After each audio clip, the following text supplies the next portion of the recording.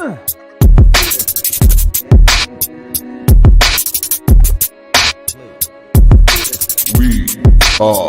Legion.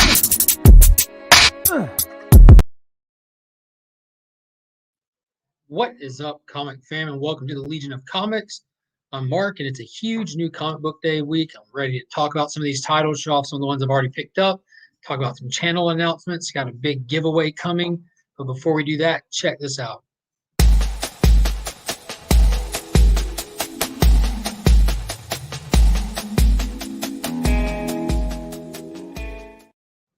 Before I go any farther, go ahead and hit that thumbs up if you haven't already. Consider subscribing to the channel. It's really important. You do have to be a subscriber to win the big giveaway that I'm doing. I'll be posting tomorrow, as well as hit that notification bell so you know when that video drops, as well as future content. That's really important. You don't want to miss anything because fandom happens here.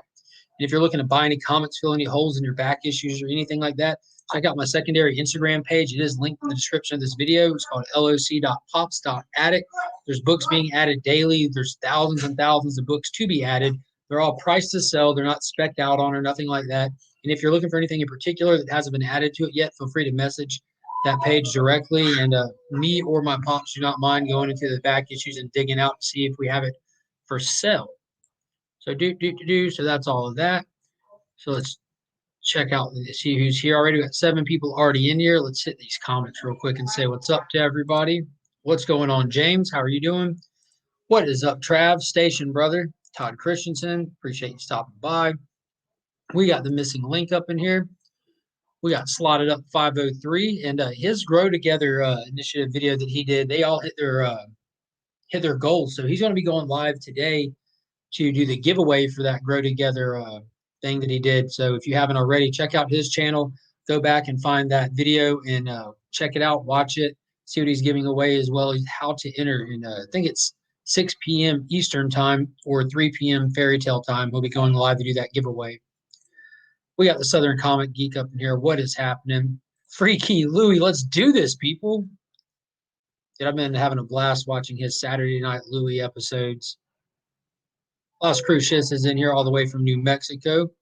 We are Legion. We have House of L Comics in here with us. Hidden Gem Comics. What's up, brother? Yeah, he had a big sub push on Winkink's channel this past Sunday. So I watched his sub count go through the roof. That was awesome. The one, the only, my hero, my idol, my icon, DJ Links is in the building. James Willie, what is happening? Yes, we are. See who else we have up here. Robert from Flash 6792 is in the building. Who just dropped an awesome video yesterday as well. He went through some really key books that he had that were really awesome. It was really cool because he had the stories to go with them. And you know who else is in the building? None other than new guy himself. Hey, I made it. You did. How's it going? Pretty good, yeah. I'm thinking hard about that SNL skit. So I don't know how to take that, DJ. Are you thinking hard, like reminiscing over Freaky Louie's skit he did Saturday? That's why it's hard, because it was just 2 different Freaky Louie's half naked dancing for an extended period of time. It was concerning. Dude, it was hilarious. It was awesome. I didn't think that he was going to do it because it was people in the chat were demanding it the week before, and you know, he really committed, absolutely committed. Shot 2 different videos, edited them in together really well, had the laugh track on there. It was such a good time. It looks like we could be expecting a DJ Link contribution to the Saturday Night Louie live from Newport. Yeah. Live from Newport. Dude, it was a blast, man. That's become like my favorite thing to watch on Saturday nights because it's so good-hearted. You know what I mean? It's just, how did you put it? Like if you feel bad about yourself, watch this. No, it's just yeah, something like that. Yeah, he's just like, I've heard you use this term before, but he's one of the most infectious people that I've ever seen on YouTube. You know, like he's got such positive energy. He has amazing energy, and it immediately rubs off on you. Yeah. Then I'm thinking of doing a skit, but I'm drawing a blank. I'm sure it'll be great. I am too. As long as your beard's in it, DJ, everyone will be happy. Right. I've been working on growing my DJ Link beard out. I've been working on it for like 4 months. This is all I got. That's all I got. Inspired. Yeah. That's what the CDC says. What's good with you, man? What's happening? Nothing much. Just taking care of things. Well, we're My halfway through the 48-hour long new comic book day that happens every week. So Man, I did take the time to read because I was least busy up until about 10 o'clock. But the store don't open until 10 o'clock, and then I had things to do, so I didn't really get to go yet. So I just took the time to go ahead and read what's been um, propagated across the interwebs. yeah. Well, I've had the chance to read one book, and I read it at the LCS. What? Was that important to you? No, I was You're just like, I can't even make it out the door. I was just chilling. The owner ran down the street to pick up some stuff from the Up store. I think people call it UPS. And I just sat there and I read Robin real quick. It was Oh, just the one that nice. was on top of my stack.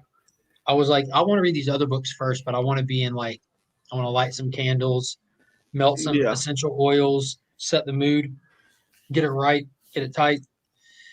Keith Tate, what is going on, my man? Glad you can make it. Matthew Harris Gaming's up in here, up in here. Oh, there's a good idea. Do Wayne's World, DJ.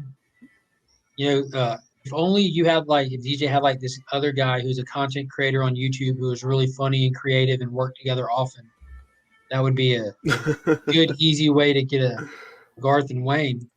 Right.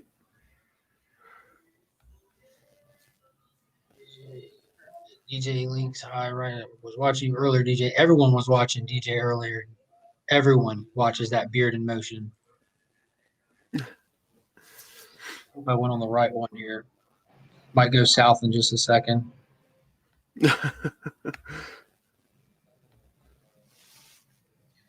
Okay, yeah. I'm trying to do something real quick. I'm sorry. Yeah. What'd you read already? Well, I started with Action Comics. I was really excited for that one. And I was like, I'm not going to be more alert for anything that I read than like the first book, you know? So I was like, let's do Action Comics. And it delivered. I really enjoyed it. I thought it was great. The art is just, man, like I sent you that one page. It's just like this giant, uh, it's like This a giant giant picture. ship that's been ripped to shreds and stuff. And it's just like falling out of the sky. And it's like a single page. And it's just, the art on that is absolutely beautiful. So Action Comics is doing cool things. This issue was really cool because real quick. Do you know what else is absolutely beautiful? Canada, the Great White North. Yes. It's true. Boosh. Boosh. Boosh, my brothers. Yes. And what a beautiful day here in Canada, I'll be honest.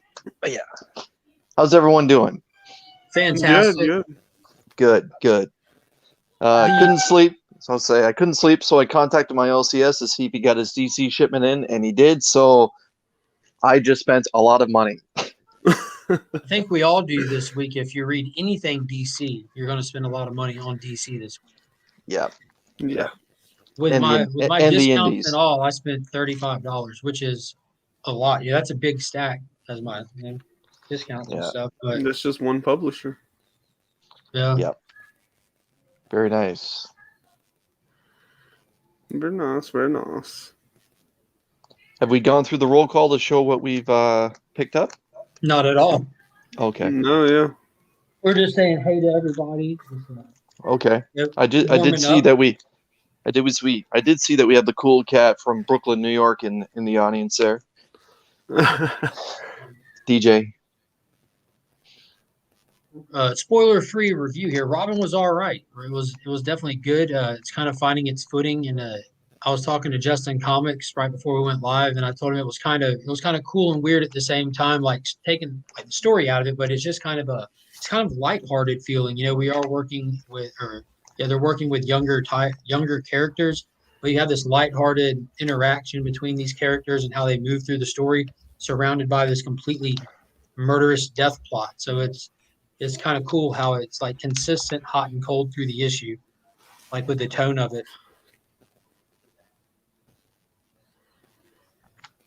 Very cool. I'm excited to read that one. That was a good cliffhanger they had at the end there. Yeah. Oh, just wait. Just wait. The first page is hilarious. Like, just not like it's a joke or anything, but just like how, like, where do we go from here? You know, it's Yeah. pretty funny. Yeah, I mean, My like I said in my opinion. video, I doubt Robin stays dead for very long. Well, time is relative, so we'll see. No Mm, spoilers. Yeah, yeah. I was on the fence about one title, and I completely pulled the trigger on it. It's one of my more favorite DC characters because there's so many characters when you look back on them, like, dude, I love them to death. How do I even rank them? Like Nightcrawler for you, Chris. He's not Spider-Man, but he's just up there. You know, where does he fit? Up there. That's where. He's yeah, yeah. He's You get characters that are just top shelf characters. You just really don't know how big your top shelf is. It changes. you're absolutely right. You know, like you fall in love with characters as you're reading them or whatever, but there are some that are timeless. And for me, Nightcrawler is just one of them. I'm the more and more I read current X-Men, the more and more I realize that it was, you know, the Claremont Nightcrawler that I enjoyed the most, or, you know, being brought to us by Arthur Adams or Byrne, or, you know, even Frank Miller did a little bit of X-Men here and there. But yeah, the way the X, it's, you know, it was not for me. But yeah, I totally understand what you're saying. Totally So understand what you're saying. Mr. Miracle Scott Free is one of those characters for me. He's just on that top shelf. And I was on the fence if I was going to try to pick this up because of how big the week is, because I'm going to read it digitally or buy a floppy. And then when I saw that cover in person, the pictures online normally, like with the high contrast of computers and phones and stuff, the covers look so much better than on paper. But this cover was a definite exception because in hand, that book literally jumps out at you. Like it screams, "You will buy me, Mark." So I did. And it's Funny, just, I was gonna say funny. I heard the same thing, except it didn't say Mark. yeah, but it was cool. So I had to do this real quick. Boom. So the changing of the guard Nice. there. So in the cover B, I almost regretted not buying because he's wrapped up in chains, but he's upside down on the cover. So it's almost like an equal opposite cover, but he's underwater. He's not strapped to a rocket or anything, but he's stuck fixed in that same kind of stance. Just so I'm not going back and buying another one though. Yeah, for me, I thought the cover was intriguing. I didn't realize till, yeah, it gets stuck in all our heads. Yeah, he Mr. did that Miracle, intentionally. I don't know much about the character. Obviously, I know Mr. Miracle from different crossover events that DC's done over the last 25, 30 years. But the fact that we have a new solo title, I wanted to get in on board and just educate myself in the character. And I'm hoping for a little bit of an origin story with him as well. But the fact That's what that this is. Canadian Yannick Paquette did this particular cover, Christ, here we go already. I had to jump on board. And for those who have, Yeah, I like, thought that cover looked really cool. all joking aside, Yannick Paquette, the guy who did this cover, actually did Swamp Thing 6 or 7 years ago, and he was a constant artist on both the cover and the interior for Swamp Thing. When I got to start reading Swamp Thing again for the first time, outside of Alan Moore being the creator for it. So yeah, Nice. but yeah, you're right. Yeah, this cover, it just screams pick me up, and I knew that he had something like that ready to go. But yeah, it's to me that I picked this up. All honestly, just to educate myself about the character. I know that we talked about, or Mark's mentioned Mr. Miracle a handful of times on AtWeeks END Sunday nights, and for the opportunity to educate myself on him, I'm gonna, for $3.99, why not? Yeah, I think Ryan. I would say that Mitch that's a great Gerard's cover. takes the cake, but dude, wait, this is just something right here. Like Yeah. my favorite cover that Mitch did for that whole run was the Dark Side cover. It's just black. It's almost like a negative space variant, or Yes. just black with white making the face. It's like the original Webhead variant. Now now it makes sense. That's where Gleason got it. But instead of it being web, it's like drawn with the crackles of his face. It's really cool. But yeah, this right here we saw his first appearance in Future State. He was part of the backup stories for the Superman books, and he was kind of in a few of them because there was a lot going on in those. And so that was the introduction to him, and he was already in play, already working, all that stuff. But this is his origin, as well as the first appearance of Scott and Barda's daughter. So it's actually kind of his first title. I think it's his first cover because he wasn't on any of the Future State covers because those Superman books. So Right. origin, first title, first cover, plus the first appearance of Scott and Barda's daughter. So we'll see where it goes or what it does. It's only a 6-issue limited run, so I'm definitely on board. I wasn't a huge fan of the art that they used for Future State. It was almost like a watercolor art. It was real soft, didn't have hard lines. But I I did think look I on the only inside read the of this. first one. I don't know. By the time I would get to his backup stories there, I don't know if it was me or if it was the story itself, but it just felt really boring. Yeah. Well, look at the interiors in this bad boy. Oh Very man, nice. yeah, that is nice. Very nice. They are sharp. They are sharp. I'm very excited Yeah. about it. It's do you know who's doing the interiors, Chris?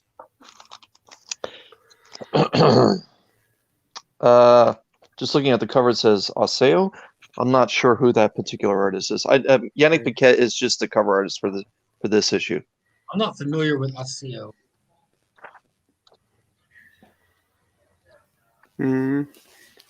Yeah, I'm not planning on picking it up myself unless Yeah, you know, Fico it comes back very Asio. well regarded. Brendan Easton is the writer. But Fico Asio, I'm not familiar. I do like the fact that they gave a nod towards Jack Kirby here, the fact that he created Mr. Miracle. Mm-hmm. Have you have a chance to read the Stargirl book yet? Was debating on picking it up. I believe Jeff Johns wrote it. Say it, Ryan. Disclaimer. So Jeff Johns book of the week. Jeff Welcome to Johns the channel book of the if you're week. new to the channel. Yeah. So Jeff Johns book of the week is Stargirl. It is just a special. It's a spring break special at that. And you're supposed to be getting the with Stargirl, she May. ties into the Out of JSA. season. That seems appropriate for Johns. Yeah, it was supposed to be out 6 months ago. But, Jeff Johns earns a disclaimer on this channel for not producing content on schedule and still wanting people's money. So we give him our money for right now. His channel is watching him like a hawk on his Geiger series and its release schedule. So he'll remain disclaimed until we get proven results for an extended period of time. But the Stargirl one-shot spinning out of the pages of Infinite Frontier, we got a little tease, so we'll see her leave. It set her up at school. I guess that's why they have the spring break title, because she's not at college in this. She's on spring break. But she'll be having an appearance with the 7 Soldiers of Victory, and we're supposed to get a first appearance of the 8th Soldier of Victory. So Stargirl is always lighthearted. It's a passion project for Jeff Johns. It was always for his niece or his daughter or something like that. That's why he created her. So it's normally a little more lighthearted, more campy, and it's just fun. But it's dealing with characters that don't get used often anymore. Golden Age characters. Absolutely love seeing them in comics. No matter who's writing it and illustrating it, I'm going to give it a go and just see what's going on with those characters we don't see enough of. What is up, Cantonese Comic Kid? How are you today? Microphone. That's probably my microphone he's referencing. If I like slant at all, I think I come in and out. Speaking of characters we don't see that much anymore, being graduated from the Augusta School of Segways, I picked up Milestone Returns. Yeah, I I read Static in my youth. I know that creator has since passed away. The creator that did Wayne Static. McDuffie. Yes, I know he passed away, and but I'm hoping they do that character justice. I am looking forward to diving into this one. It was on my radar, and yeah. The Rocket and Icon story in there is pretty sweet. Well, have you gone through this book already, my man? Oh, we both read it Yes. like 2 months ago. Oh, okay. Yeah, it dropped digitally on the DC Infinite app back in February. Oh, I wasn't aware of that. Late February, so probably right at 2 months now. Okay. Mm-hmm. Looking forward to Stargirl, but I'm curious if she is going to get an ongoing series. I haven't heard anything announced about it yet or anything. As you can see, DC does this really cool format on their A covers. A covers where they give you these little headers, like minus Infinite Frontier. That's only on an issue 1 of every title since it. But you see how Mr. Miracle has his symbol there? Batman will have a bat symbol, Superman a Superman S. Every respectable title will have its respectable symbol. But on Stargirl, it literally says one shot, so you know. So hopefully down the road we won't necessarily get a Stargirl series, but they'll give us maybe an ongoing Seven Soldiers of Victory or a mini series at least, or a JSA. She could be included in both of those, and I don't know how well she would really head her own title right now, even with the show going on, because even in her own show, she's a member of an entourage. You know, they've already established like the Justice Inc. in the show, which was a second generation Justice Society during Jeff Johns' run. Well, this book looks like it starts off with a bang, literally. Dude, let me tell you, I did hold that floppy copy last week or something, and the art looks so much better in print on that one than it does digitally, because it's all digital art. So when you read it digitally or look at it on the screen, it is very, very digital looking. Like Okay. very. So when they put it on paper, it looked really clean, really crisp. I didn't Yep. pick one up in floppy because I have that app, and Yep. make sure that I get my money's worth out of it. I'm going to continue to use that app for any of the titles they put on there first, except that Batman Fortnite. I am picking those up, even though it's on the app the same day, because I just plan on putting them all together and making a giveaway out of them. Such a fun read right there. I picked this up on your recommendation, by the way, from Sunday night. You were talking about how fun this read is. So I'm not sure if this one was released last week or not, but it came in with his shipment today. So maybe his supplier just had extras, or he didn't get it. It wasn't on my radar, so I wasn't paying attention to if it was on the shelf this past Wednesday. But yeah, he said it's a fun read, and I said, "Oh, that's funny." I got a buddy in Georgia who said the same thing, that it's worth a good read. And he said you can always sell the code that's on the inside, apparently, and make your money back on the book. Make a profit on it. Yeah. Those codes sell for like $20. Do you know how many copies they printed of that third issue? I do not. No. I wonder, because I saw somebody else. Like, remember the first two, you couldn't get one within an hour of opening, but I saw somebody else had picked one up this week as well, or maybe like over the Chris's weekend. didn't show up last week. His shop didn't get all their books last week. Right. Yeah. He did. My LCS owner, coincidentally, his name is Chris as well. He said that. Of course it is. Yeah, that's most famous name on YouTube. He said that he had people calling in saying that they'll PayPal him the money if he just reads some of the code off the book, and they didn't care if they turned around if he sold that book afterwards. They just were willing to pay cover price for the code. So Yeah. Personally, I don't play Fortnite, but I know that it's that it is quite a large movement.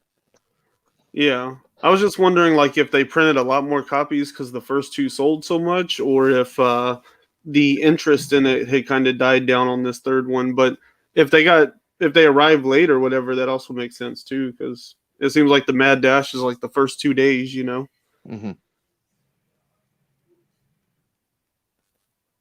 What's up, Austin? Still on vacation, right? Oh no, this is a new week, right? Oh, so he's probably back now. For those that don't know, that's Austin LeMay, the up-and-coming superstar artist. Check out his stuff on Instagram. Make sure you start hashtagging everywhere you see his art or his name. Austin over Peach. It is a thing. If she can make money off of her art, Austin should be rich. Look, if Tyler Sucks, if Tyler Sucks can hit 500 plus uses on Instagram, I think we can get Austin over Peach above that. It's a phenomenon. Comics and Death Metal, what is happening? What is up, Flash by Night? I appreciate you stopping by.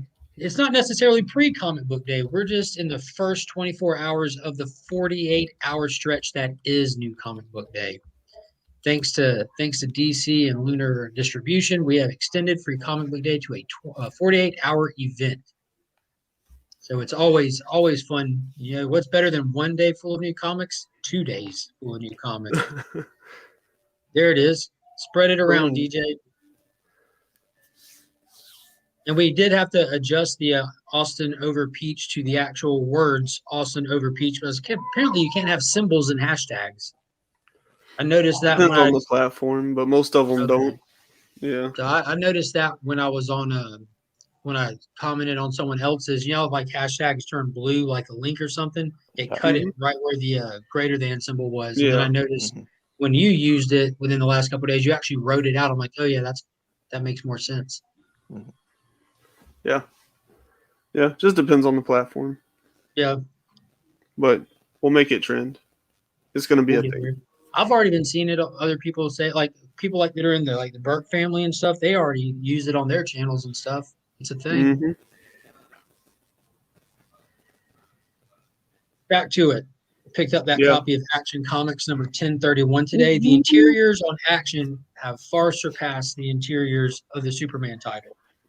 Yeah. Yeah. This one, man, like, the whole first part is where it leaves off in the last one, so you get just like great destruction and Superman fight and all that kind of stuff. And it is just absolutely beautiful the way that the metal rips. Like, talk about nailing it. There's some stuff where Jonathan uses his eye beams and just like, oh, so good. So well done. There's a synonym for Austin over Peach. It's Austin over Peach, not Austin on top of Peach. I was going to say. Slightly on top of, but between Peach. Wow. Too many prepositions involved in that one, DJ. Might have to cut Right. it loose. But yeah, Action I'm very pumped for. We have that Midnighter story in the backup that all of the Midnighter stories have absolutely clapped. They've been amazing, except that last one seemed like that was a filler moment for one of these backup stories.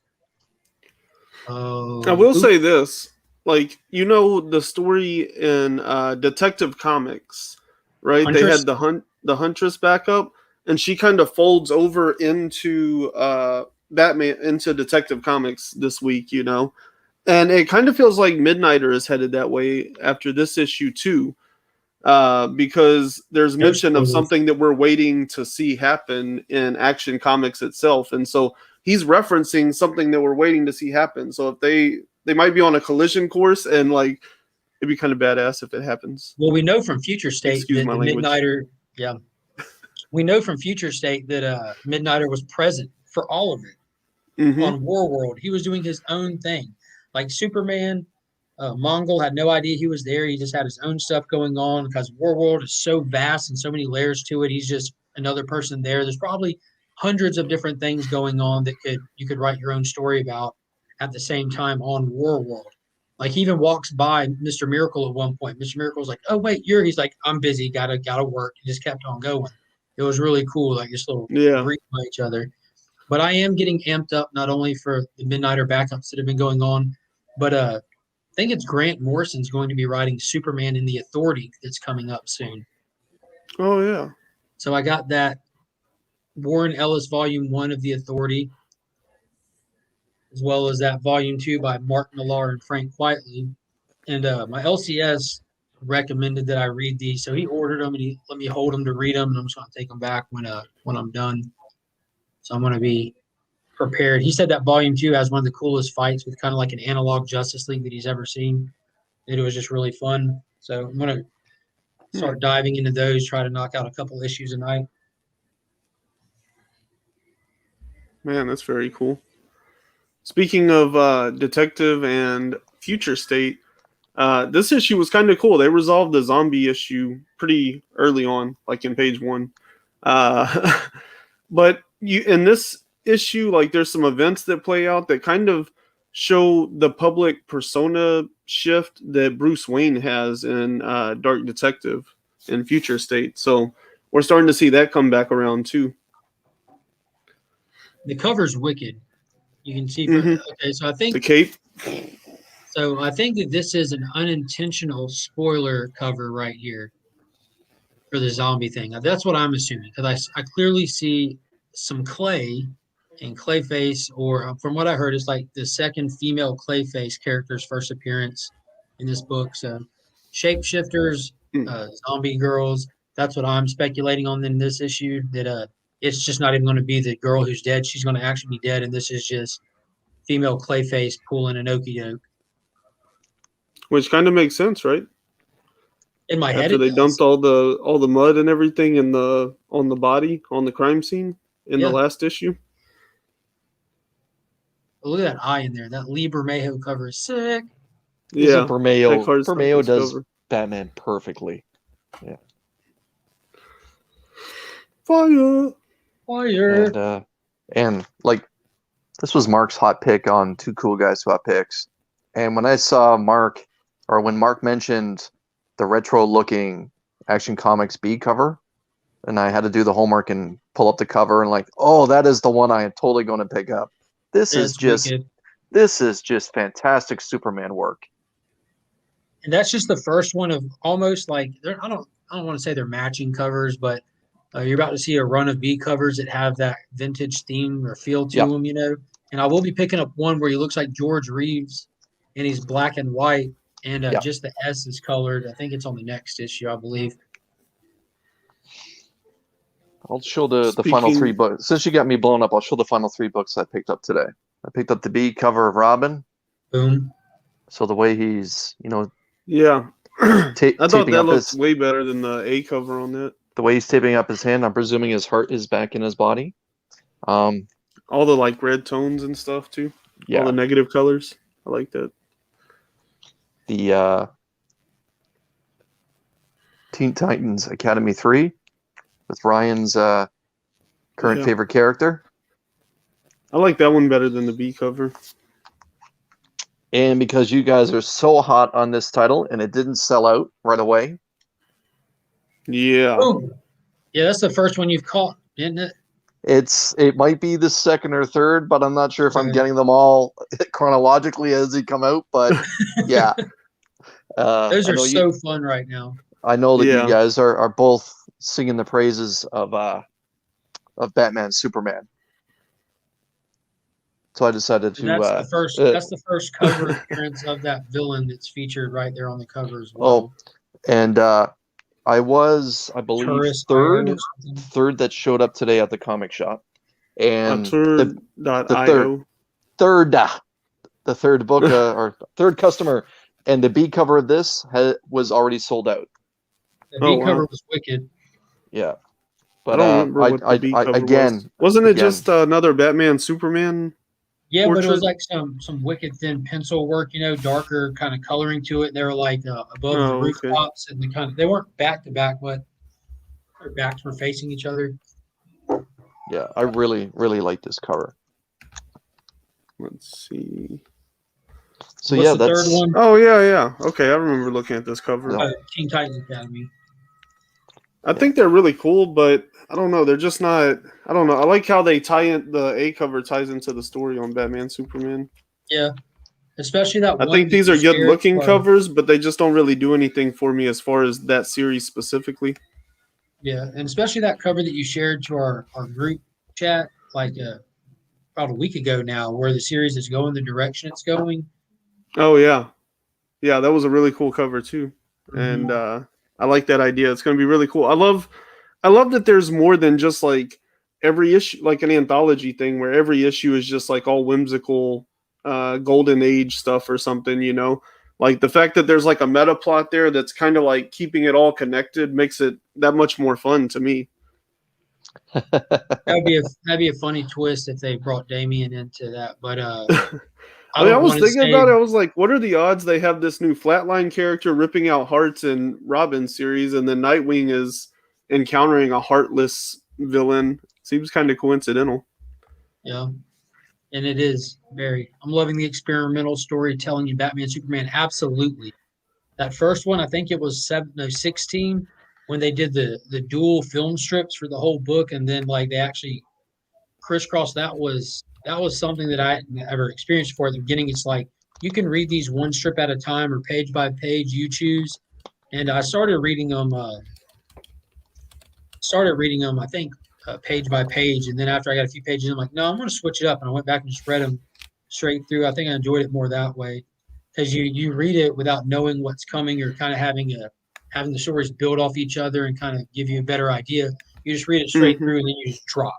I'm like, whoa, what just happened? Oh my god, now I got to go back and read and find out. Yeah, it was really cool stuff. Very unique. You just Flash 770. As soon as I finished that last week, I messaged both of these guys and said, "Dude, I just Yeah. had a fangasm. Like that last page was fantastic. I'm so pumped. And I wasn't It's even a true. kid when that was happening, but I grew up watching that show. So I'm Yeah, like, this is fantastic. yeah, yeah. It was cool. Like, it was a cool There reveal. it The way is. that you turn the page and just see it all. Now, story wise, I do want them Like to they get ahead nailed of the the plot. voice. Yeah, I do want to get ahead of the plot of this issue because, like we mentioned this past Sunday night, in that first one, he didn't know what was going on. The explosion happened. In the second one, he had an idea of what's going on, was able to get ahead of the explosion.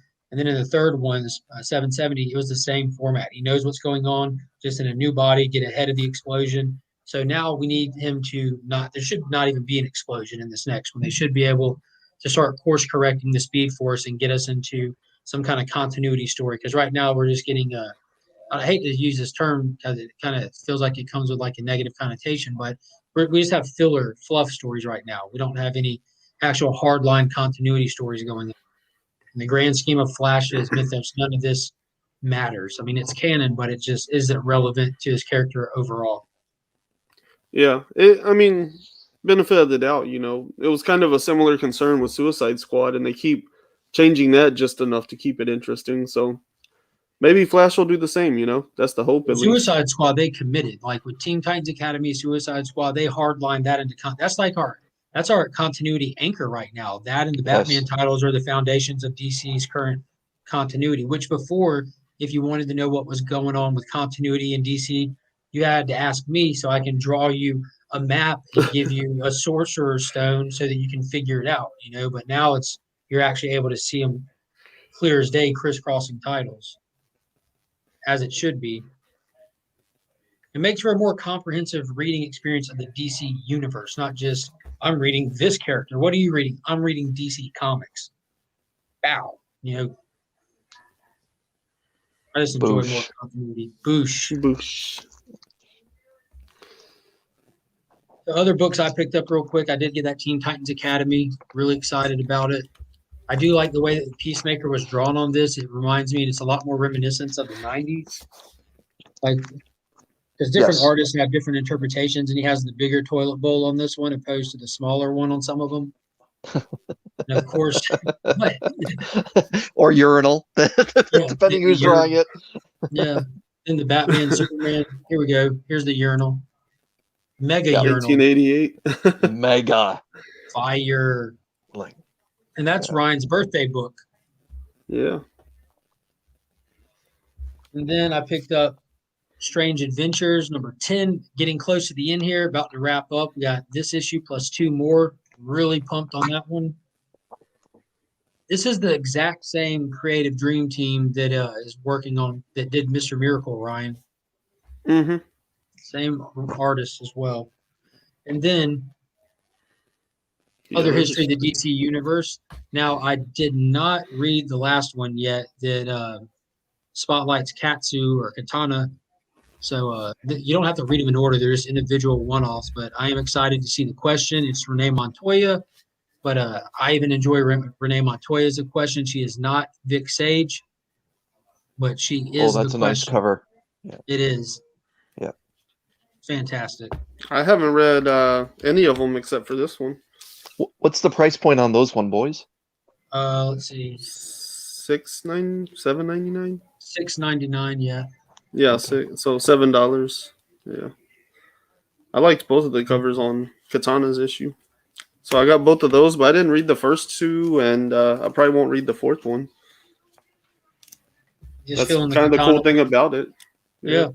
Just grab the character that intrigues you. But yeah, I remember reading the God, what era was it? I think it was like the New 52 era, right when it was getting ready to start. Like when they did the 52 weeks, they did the prelude to it. Then they did one issue a week for an entire year. that prelude is when Vic starts training Renee, and he explains to her that he has cancer, and he like has a slow, painful death basically, but he passes the torch with grace, man. It was really cool. And that's why at the end of Birds of Prey, man, I got hyped in that last little shot that it shows the whole team together, kind of Oh yeah. semi in costume, but Renee Montoya is wearing the Question outfit at the very end of Birds of Prey and the Fantabulous Emancipation of One Harley Quinn. She just doesn't have the mask on. She has the fedora, the leather jacket. I'm like, sweet. Yeah. Sick. Black Lightning was the first one. The second one is one of two comic books that I'd never finished reading because that second one was very dense when John Ridley decided to start attacking Superman's character. He spent that whole issue like taking personal attacks at fictional characters that people have known and loved for decades. Like he trashes the Teen Titans, and then he decides to start trashing Superman for making decisions like he's a power hungry control freak and he keeps Kara under his thumb. And I'm like, man, he fundamentally cannot write Superman. I enjoyed the first one. I'm sure I like the Katana one. I hated John Ridley's contribution to Superman Red and Blue, like absolutely hated it. I'm a big Superman fan, and he has the worst storytelling when it comes to anything that Superman's in.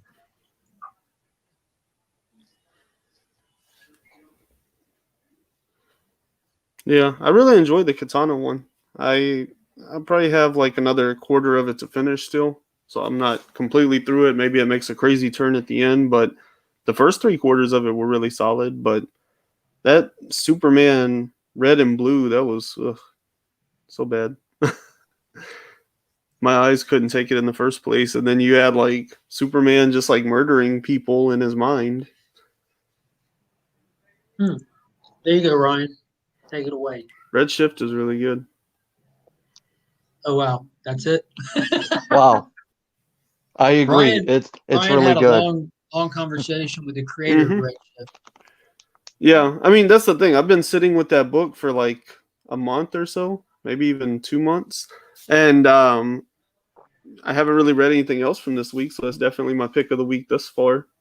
Well, I guess Action Comics, but I'm ready for number 2. That's the thing. Like Red Shift number 2, I'm really excited for at this point because I've been sitting there with Red Shift number 1 for a while, but it's still good. It's a great Now, book.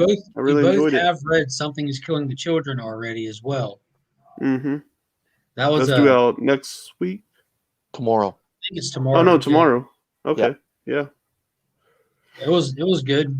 Yeah, it's everything you want to be.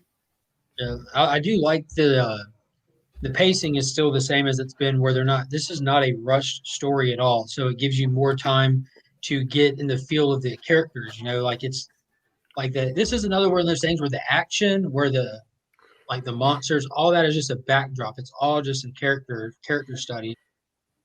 Yeah. So it was really cool. And Erica's voice has never been clearer than it is in this book. Like Tynan really seems to have a grasp on her now and knows who she is.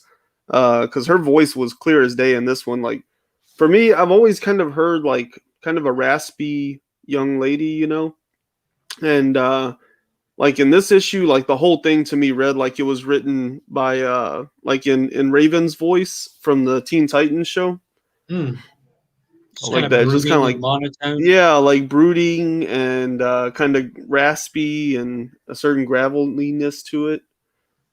Now, this is everyone knows that this is like supposed to be going back to a young Erica, kind of making her way to the House of Slaughter. We've already been told in earlier issues that her parents were killed and she was brought in because of her experience with the monsters early on. So obviously, this one you're expecting it to expand on that. And one thing that really shocked me is, the illustrator's been consistent through this, so he makes sure that we all know that this little girl was even blowing meth at a young age, because her eyes are still just shot all the way out. How's that going to play in the LCS? Sorry, kids. Sorry. But yeah, she still has the quarter-sized pupils. I was thinking $50. $50 Silver Moon. Them JFKs. I have no idea what you guys are talking about, but okay. American, it's Did we get American. too American I'm for just you? playing with you. I know what they are. I was going to say, wait a minute. American currency, Ryan. You know what that means? Google. Time to even up the score. Boom. American Well, currency. So Boom. yeah, I can't play in that. I can't weigh into that one. But yeah, That puts us back something is killing the children. I don't. Your pick of the week. It was my hot pick of the week. You know, not because of the fact that we're getting, I think the last count was over 45 different variant covers. I just want the story. Yeah, I believe that one mark might be the normal B cover. I think there's another one where there's like 3 characters on the front where she's just a little girl, and her trainer and someone else that's an elder at the House of Slaughter is there as well. I believe this was the A cover. I'm not 100 Okay, on that. well, you might be right. I know that there's 2 regular covers for sure. Oh, I got you. Okay. And then like a myriad of variants from different retailers. Everything. Yeah, there's straight up like 9 million variants. There's 1 in 25. There's a myriad. one per shop, and then there's 1,000,001 thereafter. Some of them are really, really good. Some of them are, not so much. But that Miko Suyon takes the cake, in my opinion, for this issue. Right, there is one. Time collectibles. That second one from the top right, the second one over the green background. Mark, if you can find one where she's like swinging a chainsaw, there's that one is my personal favorite. I did highlight that one on the Two Cool Guys Swap Picks video, and the chainsaw, the one that Mark just had up there a second ago, and there's also a chainsaw one. It might be further down, Mark. I know that one of the Canadian exclusive shops here are sharing it with an American one, but I'm not sure if it's Comics. Comic Kingdom, Comic Tom cover, or that's a comic that is just fire. Yeah, that is. That's pretty solid. Yeah. Now, is the stomach of the monster behind her opened up like this? She's about to get bit by the stomach, or is that what's happening right there? I'm not sure if if that's just the lighting of it or not, but I can see where you're going with that for sure. Yeah, it's not really clear if the monster's trying to eat. I would assume though it's supposed to be the chainsaw just cut him open. Okay. Yeah, it's kind of small on my screen, so I just can't really tell the details. It's not much clearer. It doesn't really seem to be clear about what the intention is there. Is that a Sam Keith variant, that black and white one with the person with their hand out kind of in the middle? It does look like Keith's work, doesn't it? It does. Rabbit Comics? Yeah. No, down on the bottom row. That one. Oasis Comics exclusive set cover D. Yeah, it's not very descriptive. That 40s or 50s movie poster homage is a nice one too. When you see Sam Keith like black and white stuff, it always looks very reminiscent of that. Yeah, that one right there, Mark. The movie poster homage one. Yeah, the one just above that. That one's really cool too. This one. Oh, this is Ryan Duth. I'm sorry. Yeah. Yeah. What movie poster are they? Disney's Comics. I'm not sure if that's supposed to be a Frankenstein homage or what the lettering is. That one, or was it the black and white one you were talking about? That's cool though. Implications from the story. Yeah.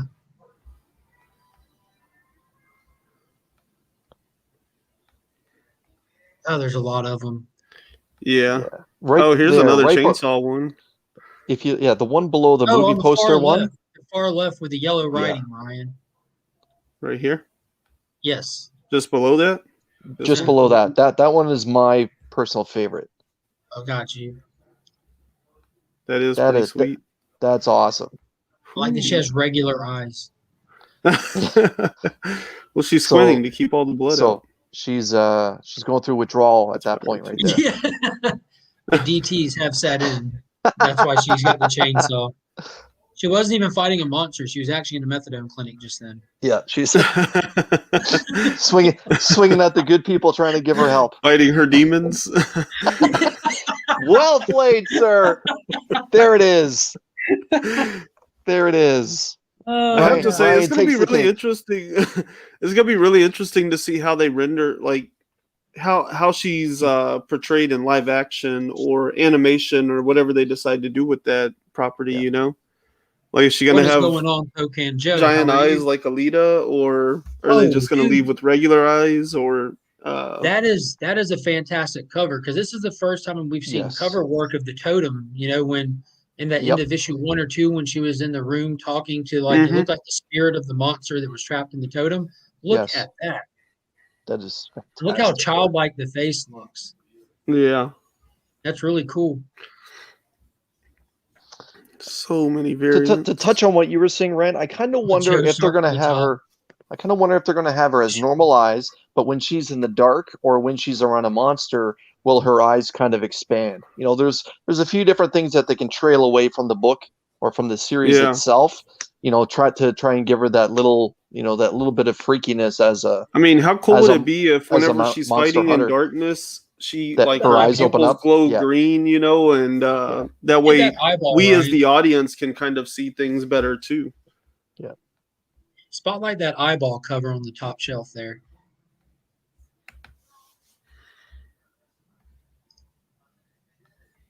Oh, that's wicked.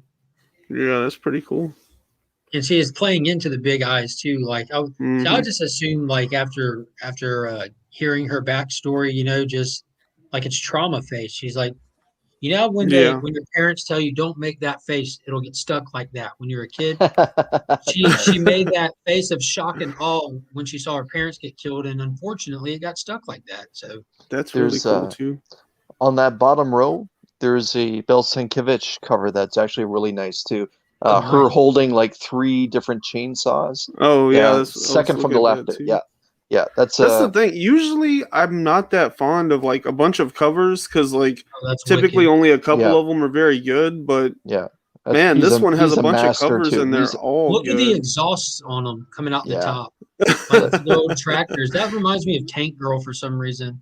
I was gonna say, Yeah. for a pretty slim girl that's not over sexualized, she's gotta have a lot of arm strength and those slim arms to hold up all 3 Right. of those chainsaws.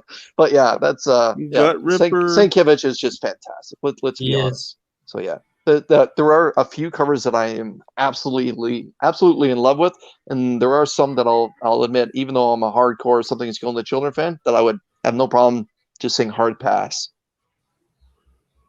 Yeah.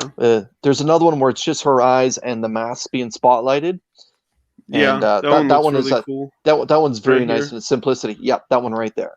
That's It's just that that's one really eye nice and too. then Yeah, because further down the road, if you try to get that into a 9/8, it's going to be tough with that solid black cover. Yeah. I'm a big Clown Hunter fan. Just heard that in late August he's getting his own offshoot in Batman Secret Files. I'm ready for them to do something with Clown Hunter in current continuity, though. Those Secret Files are always just random little anthology things that just spotlight characters no matter where they exist in time or space, which is always fun because I'm enjoying Clown Hunter. I'm still waiting to see if he's going to be Red X, but judging by Red X's skill set level, that's pretty much out the park. It is not Clown Hunter. Yeah. You're exactly right. That's a little disappointing.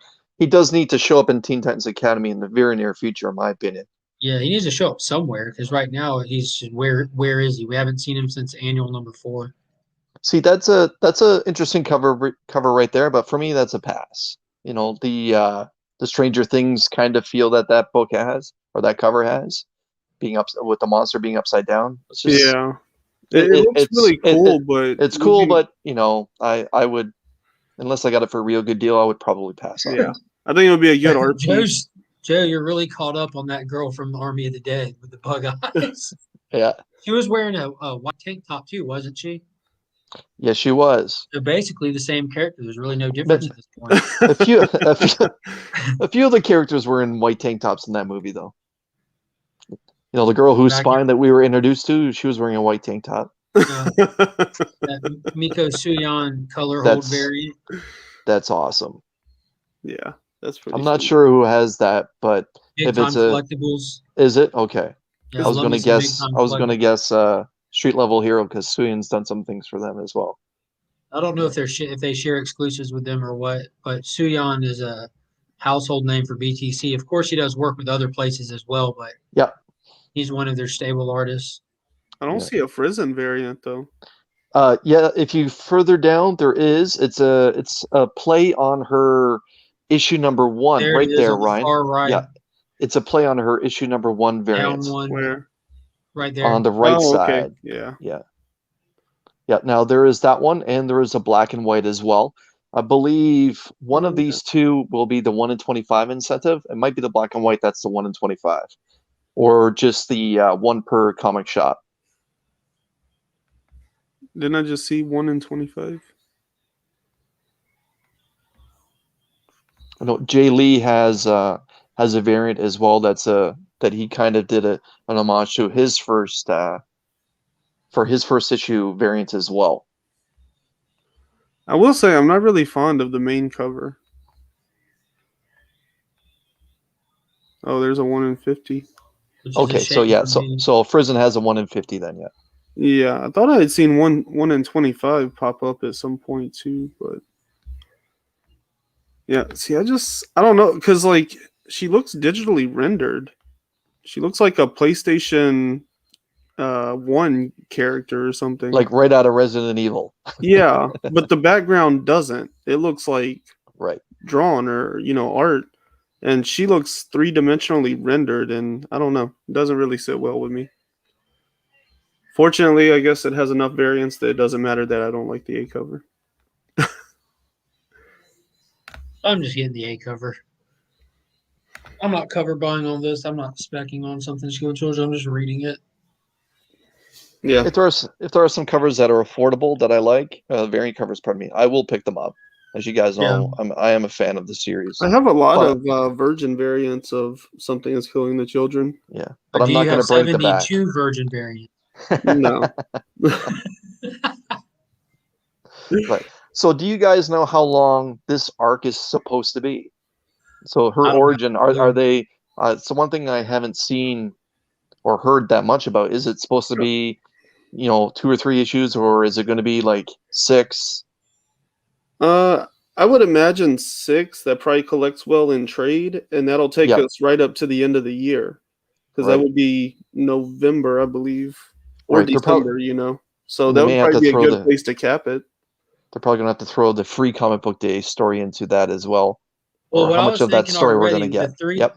the free comic book day story is Enter the House of Slaughter, and the cover Yep. looks strangely similar to cover A.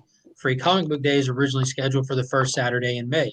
So this book would be, I don't know about y'all, but my calendar tells me that this book would be initially coming out right after the original scheduled date of free comic book day. So I think that it's just going to be a late preview book for this issue right here, like a teaser book. Mhm. So I don't think it's going to be any I new think it's just content going or to be anything. reprinted material like they did Road to Ranger Slayer. Yeah, Road to Ranger Slayer, like how that hit right before Ranger Slayer came out. And it was just reprinted material in like the first 2 pages of Road to Ranger Slayer. So I Mhm. think that's what this is, which was initially intended to be a hype book for the actual issue that's coming. But because of COVID, we're getting it well after the actual issue. What I is think going it's on still with going to be a Brandon? hot ticket item just because of how popular the series is. Like, Mhm. it's not going to help gain. Like, I think they wanted to restir interest and maybe pull in a couple of new people with a jumping on point kind of thing. And I don't think they're going to necessarily get new readers since the whole series will be out by that point. But I do think it will be a hot ticket item among collectors to try to get all of the free comic book day ones. They'll probably sell for like $10 or $15 online. Character is like Shaggy from Scooby Doo. Aren't these ladies built like female MMA fighters? Oh, he's talking about the way that they're drawn. They're Hmm. not drawn very tough. They're drawn like they've been up for 14 days straight and don't eat. Yeah. Yes, that's another joke about meth.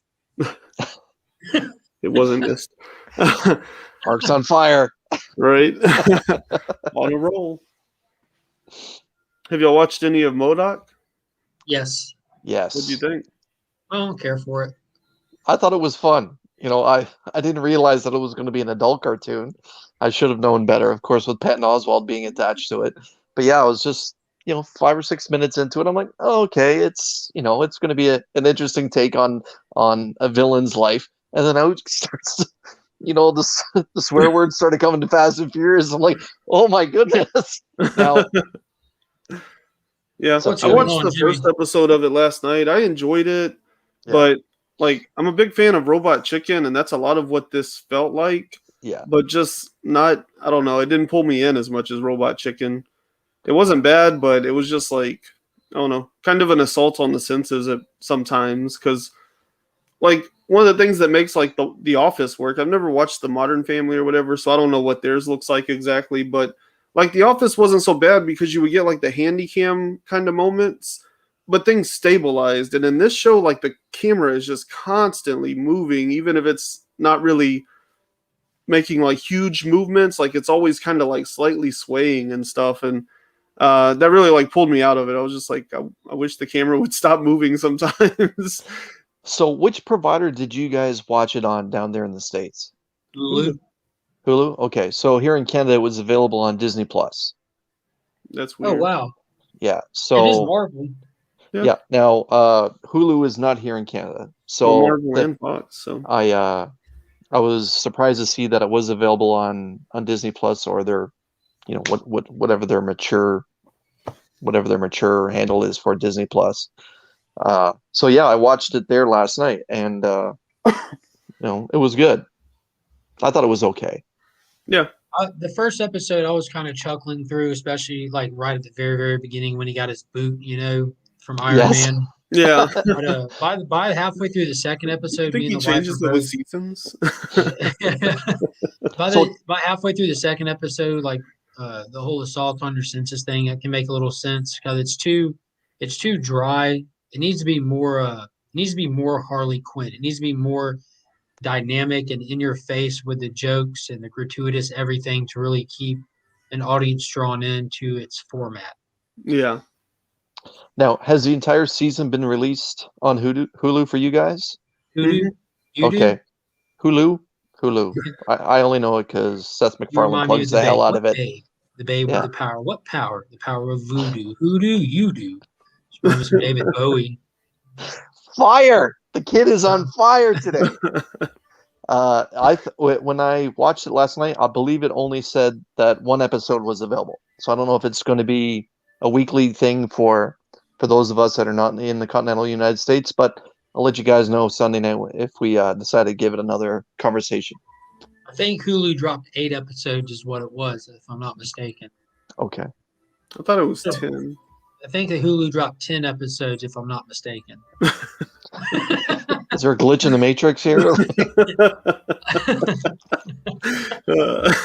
But yeah, they did a full season dump for us, as far as I can tell. Unless it's like a 2-part season and there's another 10 episodes on the back end.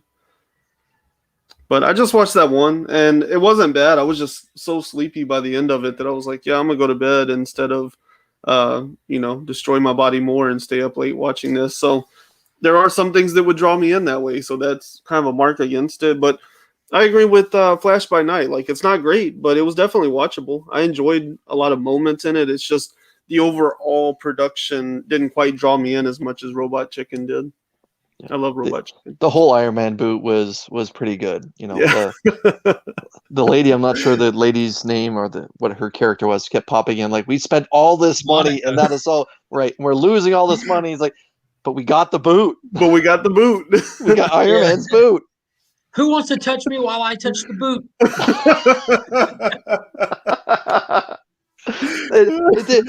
It was fun in its campiness. So yeah. He's like, oh, you took his boot? No, but he kicked me so hard while it was lodged into my head. I'm like, God. Lodged in my hover chair. Yeah. It just, I don't know, it fell flat for me pretty fast. I'm sure there might be episodes that hit harder than others, but it's not going on the top of my food chain of things to watch, to rush to watch. Yeah, I agree. Yeah, It's can all nowhere agree near it's not invincible. Saturday Night Louie is on my watch list. Pretty much nothing is. Nothing No. is, yeah. Not even my own content. I don't even watch my own content. I feel like I experience it. That's good enough. In a van, or pardon me, in the basement by the water heater. By the water heater. By the water heater.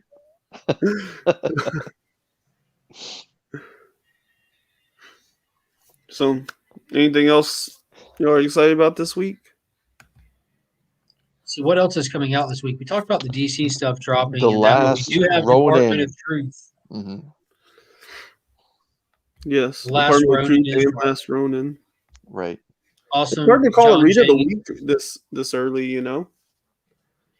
Spawn's coming. Beta Ray Yes. Bill's coming. Beta Ray Bill. Bitterroot. Bitterroot.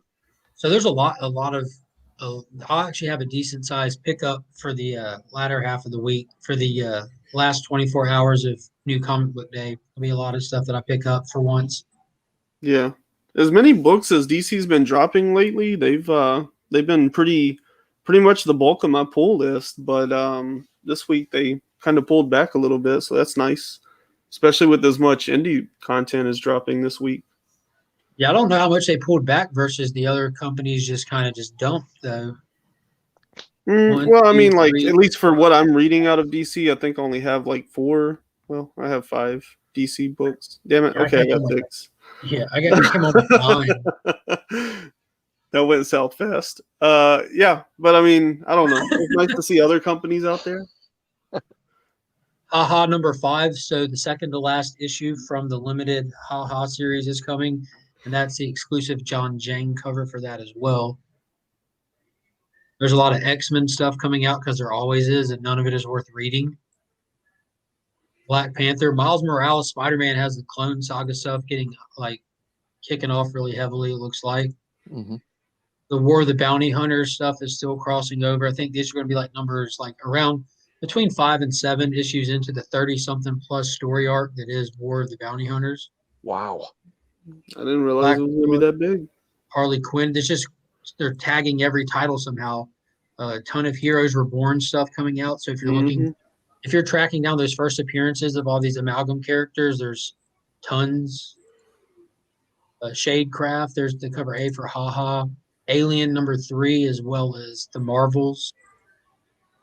2 Moons, there's Bitterroot, Ryan. Yeah. Who's who are the creators on 2 Moons there? Do you know? I think Ryan talked to him. No. Not about 2 Moons, at least. I don't know. Sorry, I don't know anything. I get the impression, based on the covers and what I have heard of it, that it's like a Civil War era werewolf story. Oh, nice. But I haven't read any of it, so I mean, that's honestly just based on looking at the covers. I don't know. I was looking forward to Alien 3 this week. That was one that I was really reluctant to pick up. I read the Dark Horse stuff since I was little, because before we had all these comic book movie universes, we had the Alien, Predator, RoboCop stuff, like early movie franchises, Terminator. And I picked up those Alien stuff as a kid. I still collect them. I even read the novels that Dark Horse would put out through whatever publisher for years. So I was really reluctant when Marvel picked it up. And then by the time we get issue 2's out is when I pay enough attention to realize that Philip Kennedy Johnson's writing it, which sparks my interest, but don't know how much like a father-son relationship really, in the grand scheme of things, matters or cares in an Alien book. Because if they're doing Alien any justice, it doesn't matter who. Like, there's no human star to the Alien franchise. There's Ripley, but she only existed in such a small time frame, and she dies. You know, you have Colonel Hicks, who was a big star of the Aliens movie, who they kind of played with in the comics, like it had to pop back up, scarred and everything, but he dies. Like, that's the thing about the Alien stuff. Everyone dies. There's no good ending. That's like when you're reading them, you're wondering, how are they going to twist this ending? What's going to be the catch to this? Because that's the whole thing with it, is nobody survives ever. So with Marvel, if they're not going to play to like the true nature of the Alien stuff, I don't really care. But I do want to check it out now that I see Philip Kennedy Johnson's doing it. So I'm going to go back and read the first couple of issues and see how it goes. But if it's not in the same vein as what it has been, I'm just going to like step out of it. So true about the X-Men. I think with them writing in like a protagonist, though, they might be able to catch more new readers, you know, that are used to that. Because I don't know how many people are going out picking up Alien titles that were dropped by Dark Horse. I think that for the Black Panther, that Gleason will have a web head cover, even though it's not a web head cover. Like It's just the rain a hitting him. shadow, like a wet shadow. Yeah, wet shadow, not to be confused with the white shadow, aka Chip Getler. That's right. I'm aware of the Blue Flame coming. I have no knowledge about it or whatever it is, other than just I seen the title. I was looking at it at my LCS today. Just saw it on the shelf, getting ready to be It's put out. Christopher Cantwell, Oh God, then I'm not picking it up. and it's He's on currently. Vault. It's a Vault Comics title. Yeah, Chris Cantwell is writing Iron Man right now, which has been one of the most lackluster books I've ever read. But I still continue to pick it up. I'm Because of two the issues covers. behind the mixture because of the covers and because it was getting a fresh start. I think they tried to use the same format they did with Immortal Hulk, get a new writer, start it over, kind of rehash the character, take Hulk back to his origins, and play heavier on them. You know, the whole horror aspect, the Jekyll and Hyde aspect. You know, and they really leaned into it and it worked. So with Iron Man, they're like, let's do this again, and also go get me Alex Ross for the covers. So they take Iron Man and they take all the tech away from him and take him back to his nuts and bolts, just to the mechanics, but they don't write a good story with it. It's just, and we have Korvax in there. Like, this should be like an Avengers level threat, you know, with Korvax, but it's just him and Scarlet Spider and Frogman right now, which is kind of fun. We got this really, really hodgepodge team, but they're not doing anything. Like every issue, there's no progression at all. It's weird. I wouldn't invest in Heroes Reborn characters, but but I will read a couple of the side stories. I don't. They're not gonna. I mean, let's look how much are the actual amalgam universe character books worth? Cover plus 5 in a near mint. So speculation wise, I don't think there'll be anything with Heroes Reborn. They just saw like, wow, Future State's doing amazing. Let's do something too. Yeah. Yeah, I really haven't heard a lot of conversation either. It's hard to tell though because we're so like insular in our fandoms, you know, but Yeah. I don't know, it seemed like a lot of people were talking about Future State, even people that weren't interested in it were talking about it. And Heroes Reborn, I'm just not hearing a lot of conversation outside of like the people that were already hardcore invested into Heroes Reborn before it actually released, you know? So it's hard to tell, but it feels like they're trying to catch the Future State hype train and kind of missing it as it pulls out the station. I'm a little bit more interested in the life story stuff than I am the Heroes Reborn, to be honest with you. So, yeah. That's the other thing is they kind of have like two what if sort of things going on at the same time, and that's probably not good for that brand. That besides the the actual what if, if. which is actually the best Spider-Man story that Marvel's doing right now. Yeah. The Flash by Night said he was excited for he ordered 2 or 3 of the Gleason Black Panther covers, and I've been getting like 2 copies of all the Gleason ones, minus the Venom ones, because they were retailer exclusives, and I didn't want to pay more than cover for any of them. But a long-term goal with them is to send them all off to be graded, keep a set for myself, and just dump the other one. But because of the nature of the covers, I've been buying 2 of them just to try to get a flawless set for myself. They are very nice, let's be honest. They are. You called that early on as well, Chris. If people followed the Comic Vet channel long before the book, even the first copy of the first print hit shelves, he posted a video letting everybody know to be on the lookout for 55, as well as go ahead and start keeping track of the FOCs, because this cover is about to play the repeating game across the board, and it's still going strong. Yeah. I have 2 different Venoms, Carnage in a second print, 3 of the Spider-Man ones, not even counting the Virgin variants or the ratios. So there's been a lot of them. Are you looking for your slab? Yeah, but I know what you're going to say. So, anyways, but yeah, it's even been quietly homaged already with a couple independents that did a Mandalorian and a Baby Yoda cover, or Grogu, and one of the Tigger covers, whatever book it is that has Tigger on it. And then they did one with Donald Trump on it, like early on. Yes. So they've done a lot of those homages. Yeah. It'll keep spreading. It'll keep spreading. Let's be honest. Like peanut butter. Yeah. So out of everything that's coming out this week, what are y'all's most excited to read one? For me, it's got to. I know you guys mentioned a few moments ago that you've already read it, but it's for me, it's Something Is Killing the Children. Yep. I purposely stayed away from anything that I could find online that has the interior art and story to it, just because I want to be able to read it in full, nonstop. So yeah, and 1B to that would be The Last Ronin. Yeah, This is going to be a rough one for you, buddy. I may not be able to talk to you guys about that book. It's going to be a rough Sunday, knowing how personal this story is going to be to you. But We're coming hard. But if he goes out like a champ, then you know. But I think we all. I don't know if you guys have seen any spoilers or anything, but I'm sure if this is the fall of Leonardo, I'm sure he's going to go out like a champ. I think he's going to go out like a straight sack. See, now admit it, that kind of hurt you to say that, didn't it? It did. It was rough coming out. But that's my honest truth, because we just had Raph go out in a fanfare, true to his character. So we know from the ending of the last one and the cover of this one that it's insinuating that Leo and Casey go out in an explosion. Now, if you're in a building with your loved ones and you know that there's a time limit on that building, what's your priority? Get them out first. Get them out first, like a true leader. Yeah. So I don't think he's going to go out like a sack. He's going to go out to his character. He's not going to leave unless he knows everyone else is safe first. And that just gave me goosebumps. Like, I'm going to hate to see him go. Yeah. Man, there's so many good books. Like, there's really not many wrong answers for this week, but I'm really excited for Beta Ray Bill. Absolutely. I think that's look at that awesome cover too. He's acting like he just broke Grandmama's vase, trying to piece Stormbreaker back together. We've all been there.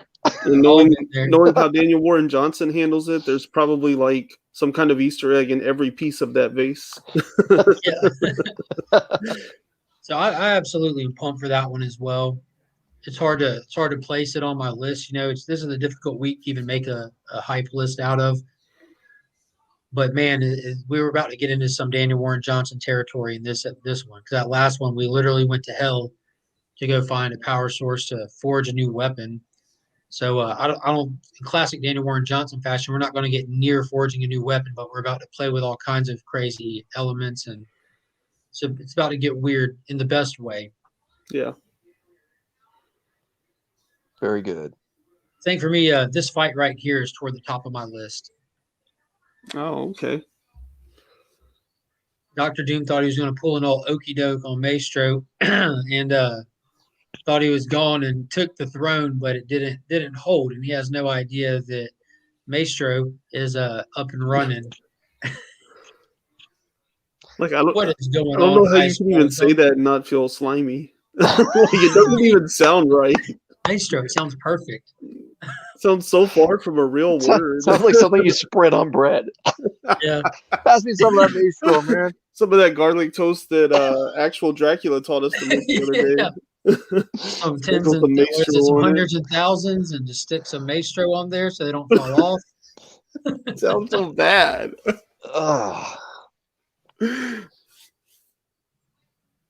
But yeah, I'm excited about that fight. I hope it's very short-lived. I don't want it to draw out. I just want him to crush him like a soda can and move on, because he's been taking a lot of losses. I have not read Superman yet, or Action Comics. I don't know what I'm even going to read next. I'll probably not read that next because the house is toned down for a nap. So I'll probably sit and try to close my eyes for a minute. I don't know. If I wasn't limited to only one best book of the week, then Action Comics is really high on that list. And I've already read it, but still, like, I'm kind of excited for it. I'm excited to read it again. Like, the whole first of the half is all the action. It picks right up where it left off. So you get like Clark and Jonathan just like ripping metal, like shredding it into ribbon as they're like destroying all these ships. So all of that is just all the eye candy you want. And then they get into like some very heavy like mythos and lore kind of stuff. And you see some great character and personality come out, because what's her name, Kara, shows up, and so she's there, and it kind of gets into like Kryptonian lore and stuff, and you kind of get to see Jonathan be both like mature but also like insecure in his youth, like, oh, you think they're Kryptonians just because they showed up out of nowhere kind of stuff, like he gets real defensive about his role as a half Kryptonian, so it's some really good stuff all the way through the book. And I was about to say, I hope that Jimmy's still in here, because wanted to kind of pump up Superman here. This is like so gratifying for me that who's been reading Superman for a while, but to like heavily talk about it enough and say, here's a great jumping on point. Give it a shot, people, and listen to people, give it a try, and absolutely love it. I know Jimmy's a big Superman fan, and this is just a great moment for Superman fans to actually be given decent writer. And I'm not saying Bendis is a bad writer. It's just a bad time for that writer on that book at best, for the overall population that was reading it. But it's absolutely completely gratifying to hear so many amazing praises about the Superman titles across the board, because he should be front running this entire company. He's literally the face of superheroes. He's the chest of superheroes. The face and chest. He's all that. He's the whole top half.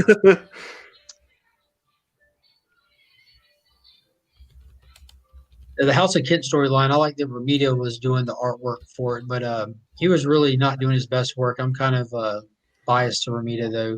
I love me some JR. What is up, Chad RCG?